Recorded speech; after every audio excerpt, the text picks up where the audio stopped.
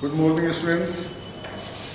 Today, let us discuss the questions of the poem The Laburnum Top.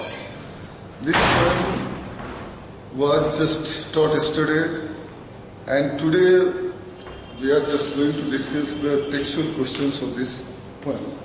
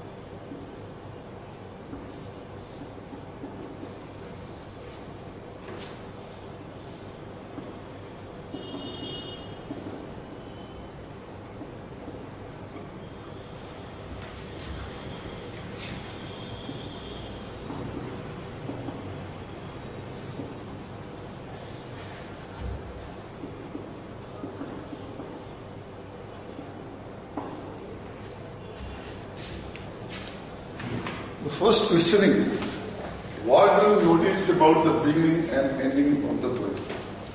You can remember the lines of the poem in the beginning that the laburnum top is silent, quiet still, in the afternoon, yellow September sunlight, a few leaves allowing all its seeds fallen.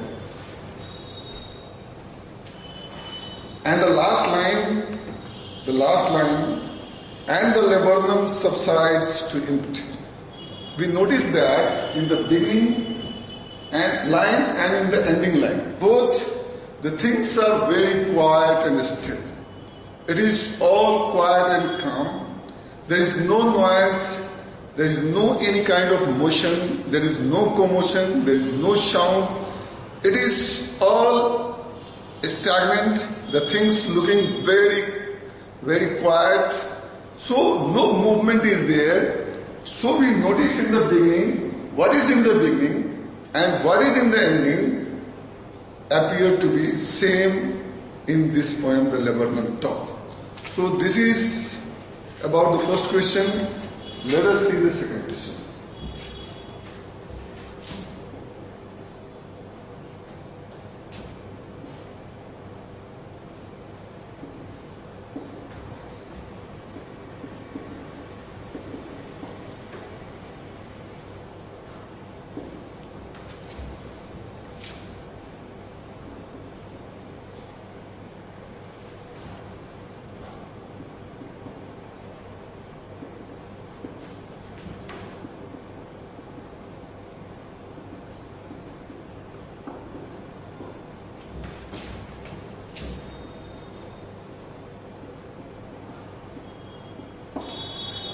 The next question is,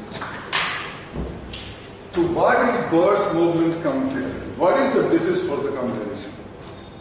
As we see in this poem, that when goldfinch comes to the tree, it sits at the edge of the branch of the tree, and when it enters in the thickness of the tree, the things there completely change.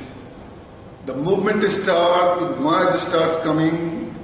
It is almost like a beginning of a machine. It seems that a machine has started. As a machine is started, we just start listening sound, just movement, motion, commotion. So when the bird just comes to the branch of the tree, the bird's movement is compared to a machine, because after the arrival of the bird and just it's into the thickness of the tree, the noise starts there because of the noise of the goldfinch itself, the mother and its young ones. Because of the arrival of the mother, the young ones, they become so excited, they become so happy that they start making noise. They are thrilled, and noise starts coming from the young ones. So it is something like a beginning of a machine. And the comparison is, it is a very suitable comparison because the poet says that the goldfinch, the bird is like the engine of this machine. So, because the engine gives power to the machine, it gives just fuel to the machine. So, when it comes with the food to give its young ones, then their energy is stored there. And with the energy, with the fuel, the things started making sound.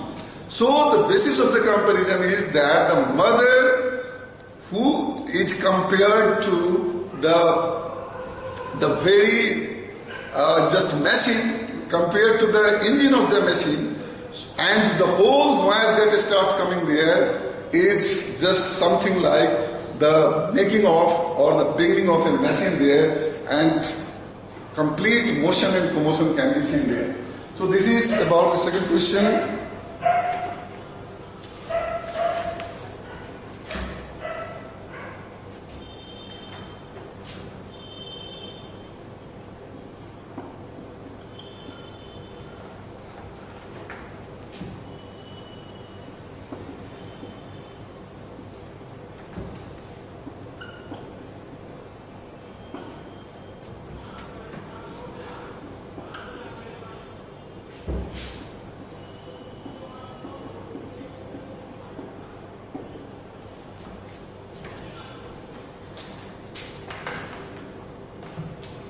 So the next question is, why is the image of engine evoked by the poet?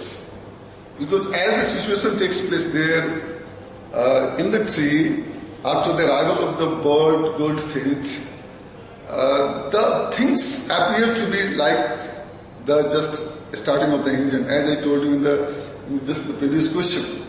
So the image of engine starting is evoked because the bird comes and it gives food to its family, and the family gets support from the bird, and after getting the food support from the bird and the arrival of the mother just among them, they start making noise out of happiness, out of excitement, and for some time it appears that just an engine is started, and the power of the engine is that the bird goldfinch. So after looking the condition there in the tree, it appears that an engine has started. It is an image of the engine. So the poet makes this comparison, and in our mind, the picture of engine is evoked surely after what happens there in the tree after the arrival of the bird.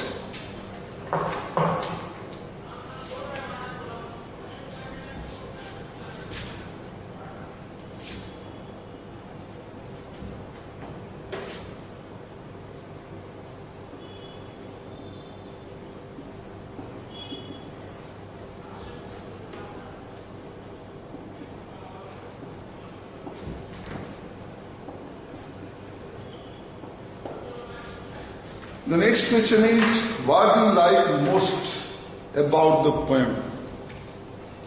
What is the thing that in this poem just appears to be more appealing to the readers? Actually, as I explained to you earlier, that this poem is a very beautiful poem, and its relation with nature, the tree, the bird, the young ones of the bird. It all presents a very nice and beautiful picture.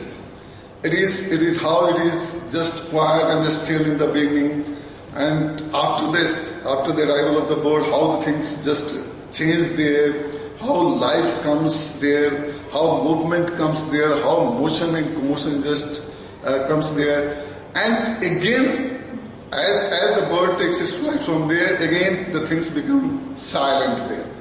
So. And in the middle, actually the beginning and the ending of the poem is complete silence there. But in the middle part of the poem, the birds coming and just changing the whole atmosphere there in the tree. And the poets making the comparison of this situation to a machine. It is the most important part of this poem, because life starts after the coming of the bird, and life where the things appear to be complete silent, and after that a life comes, because we like something, something. If something is alive there, that is the most attractive thing, and this is the most attractive part of the poem, where the bird's arrival bring a big change in the whole atmosphere, and everything appears to be very lively. Even the tree becomes lively. Means it is not only the family of the bird that appears to be happy. It is not only the bird that it appears to be, but the whole tree that gives support to the family of the bird. The whole tree that is the dwelling place of the bird, that also becomes lively. That also becomes happy after the arrival of the bird.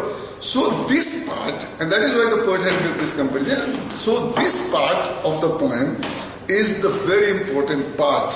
And so we like this, the middle part where things change, and that becomes very fascinating for all of us. That is the most important part of the poem. So this is the last question of this poem, the textual question.